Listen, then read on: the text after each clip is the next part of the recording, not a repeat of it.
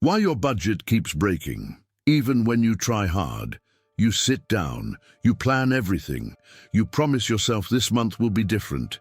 You divide the paycheck into neat little boxes, rent, groceries, bills, maybe a bit for savings. You feel in control, and then 2 weeks later it all falls apart again. You're not lazy, you're not reckless. So why does your budget keep collapsing like a sandcastle at high tide? Because most people treat budgeting like a math problem. They think if the numbers line up on paper, everything will work in real life. But life doesn't run on spreadsheets. Life runs on impulse, emotion, social pressure, unexpected car repairs, forgotten subscriptions, children who need new shoes, and a birthday party you can't skip. Your budget isn't fragile because you're bad with money. It's fragile because it was built without room for reality. Let's be clear, budgeting isn't useless. It's essential. But a budget that doesn't bend will always break. And when it breaks, you don't just lose money. You lose confidence. You start believing you're not capable of managing your finances. You give up. And that's when the real damage begins. The truth is, most people fail at budgeting not because they lack discipline, but because they're following a system that was designed to fail. Here's what happens. You create a budget based on your ideal self, the version of you that never eats out, never buys coffee, never says yes to a friend's invite, never has an emergency. You cut everything down to the bone. You leave no margin. And then reality hits. Your kid gets sick. Your car makes a weird noise. Your phone dies. A wedding invitation arrives. A colleague suggests lunch. Your partner wants to go out. You feel tired and order delivery. Each one of these is small. Each one feels justified. But together they crack your budget wide open. And because you didn't plan for them, you feel guilty. You blame yourself. You think you failed, but you didn't. Fail, your budget did. A budget that works isn't the one that looks perfect on paper. It's the one that survives contact with your actual life. And that requires a completely different approach. First, stop budgeting for your ideal life. Budget for your real one. That means looking at what you actually spend, not what you wish you spent. If you eat out twice a week, put it in the budget. If you buy coffee every morning, include it. If you have irregular expenses like haircuts, gifts, car, maintenance, spread them across the months. Don't pretend they don't exist. Second, build in a buffer. Call it whatever you want. Flex money, miscellaneous, life happens fund. This isn't extra spending money, it's a shock absorber. It's what keeps your budget from shattering the first time something unexpected comes up, and something will always come up. Most people skip this step because they think every dollar needs a job, but flexibility is a job, resilience is a job, a budget without slack is like a bridge with no give. It might look strong, but the first storm will take it down. Third, stop thinking in monthly chunks. Life doesn't reset every 30 days. Some expenses are annual, some are quarterly, some are random. If you only plan month to month, you're always going to be caught off guard. You need a longer view. Create a list of every non-monthly expense you can think of. Insurance, car registration, birthdays, holidays, school supplies, medical checkups, clothing, home, repairs. Add them up, divide by 12. That's what you need to set aside every month just to stay even. Most people never do this. Then they wonder why they're always scrambling. Fourth, separate your fixed costs from your variable ones. Fixed costs don't change. Rent, loan payments, subscriptions. Variable costs do.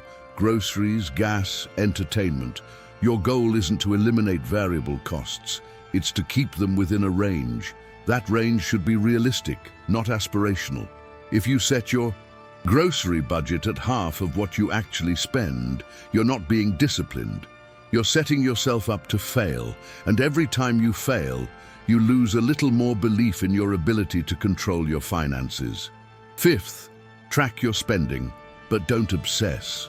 Tracking isn't about guilt, it's about awareness. You need to know where your money goes, not so you can punish yourself, but so you can make better decisions. If you see that you're spending $200 a month on things you don't even remember buying, that's information. You can act on information. You can't act on shame. Sixth, understand that a budget isn't a jail. It's a tool. If it's making your life worse, it's a bad tool. If it's causing constant stress, constant failure, constant guilt, then it's not helping you, it's hurting you, and you need to rebuild it. A good budget doesn't make you feel deprived. It makes you feel secure. It tells you what you can spend without worry. It gives you permission, not just restrictions. It lets you enjoy your money, not just manage it. Now let's talk about why budgets break, even when people follow them perfectly. Because life is not static. Your income changes, your expenses change, your priorities change. A budget you made 6 months ago might not fit your life today. But most people don't revisit their budget unless something goes catastrophically wrong. They set it once and assume it should work forever. It won't. You need to review your budget regularly. Not obsessively, but at least once a quarter. Ask yourself, is this still accurate? Are these numbers still true? Am I still spending on things that matter to me, or am I just going through the motions? Because here's the thing, not all spending is equal. Some spending brings you joy, security, or progress. Some spending is just noise. The goal isn't to cut everything, it's to cut the noise and protect what matters. This is where most budgeting advice fails. It treats every dollar the same. It tells you to stop buying coffee, cancel subscriptions, cook every meal at home. But if coffee is the one thing that makes your morning bearable, cutting it won't help you. It'll just make you miserable, and miserable people don't stick to budgets. You need to know what you value, not what you're supposed to value, not what personal finance influencers say you should value, what you actually value. Then you build your budget around that. If eating out with friends matters to you, keep it. If having a nice car matters, fine. If travel is your priority, plan for it. But if you're spending money on things that don't matter to you, things you do out of habit or social pressure, or because you think you're supposed to, that's where you cut. Most people have it backwards.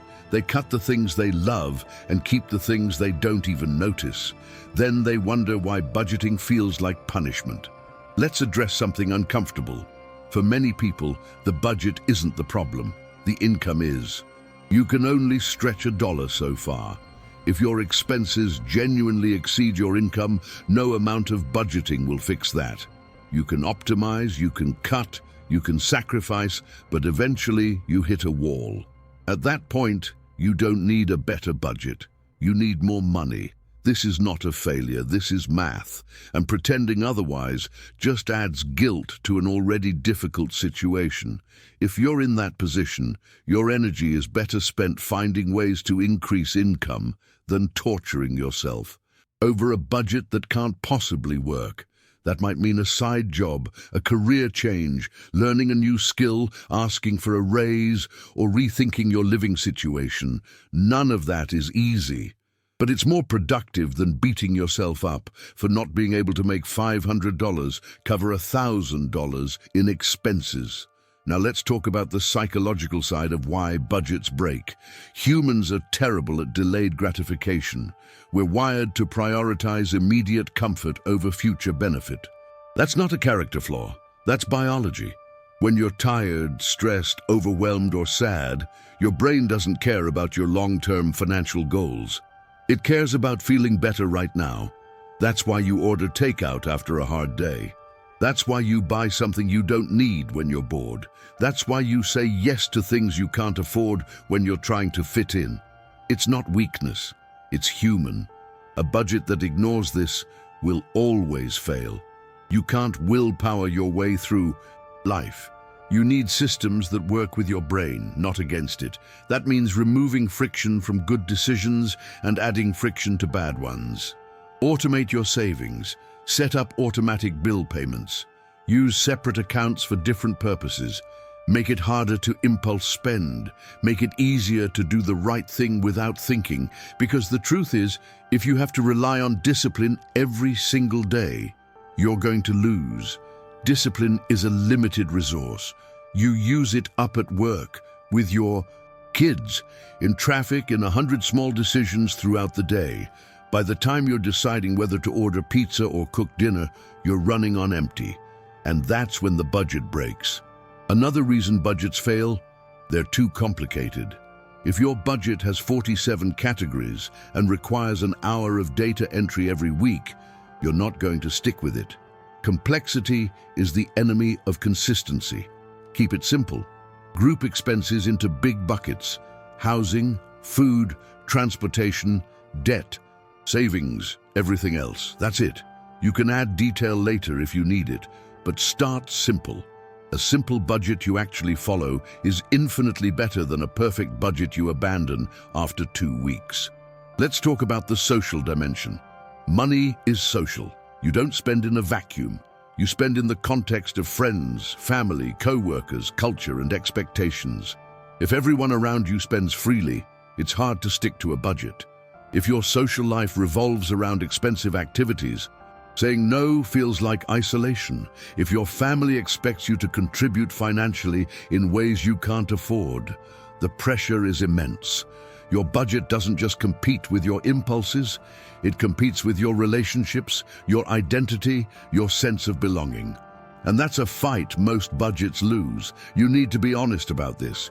If your social circle is expensive, you have 3 options. Find cheaper ways to connect, expand your circle to include people with similar financial goals, or accept that maintaining those relationships will cost you. None of these options are fun, but pretending the problem doesn't exist won't help. Here's another hard truth. Some people don't want you to succeed financially, not because they're evil, but because your success highlights their choices. If you start budgeting, saving, saying no to expensive outings, it forces them to confront their own spending. And that's uncomfortable. So they'll pressure you, mock you, guilt you. And if you're not prepared for that, you'll cave. You need to decide what matters more, their approval or your financial stability. You can't have both. Now let's talk about budget fatigue. This is real and it's destructive. If you're constantly monitoring every dollar, constantly restricting yourself, constantly stressed about money, you'll burn out. And when you burn out, you'll binge. You'll blow the budget spectacularly, not because you're irresponsible, but because you're exhausted. This is why extreme budgeting doesn't work. You can white-knuckle it for a while, but eventually you break. And the rebound is often worse than if you'd never budgeted at all. The solution is moderation. Yes, even in budgeting, you need to find a pace you can sustain. A level of restriction that feels manageable, not suffocating. This will be slower, it will feel less impressive, but it will actually work. Think of it like a diet. Crash diets fail because they're unsustainable. Slow, steady changes succeed because you can live with them. The same applies to money. Let's address emergencies. They're not really emergencies if they happen all the time. Your car will need repairs. Your appliances will break. Your kids will outgrow their clothes. You will get sick. These are predictable unpredictabilities. If your budget doesn't include an emergency fund, it's not complete. And no, your credit card is not an emergency fund. Credit is expensive. It traps you.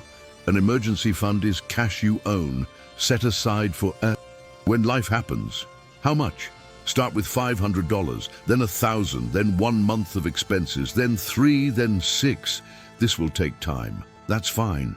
The point is to start. Every time you have to use credit for an emergency, you set yourself back. Every time you dip into savings, you protect your budget from collapse. That's the difference. Here's what most people get wrong. They think an emergency fund is for catastrophes. It's not. It's for normal life. The catastrophes are actually rare. It's the constant small emergencies that kill your budget. Now let's talk about debt. If you're in debt, Your budget is competing with your past. Every month, a chunk of your income goes to pay for things you already consumed.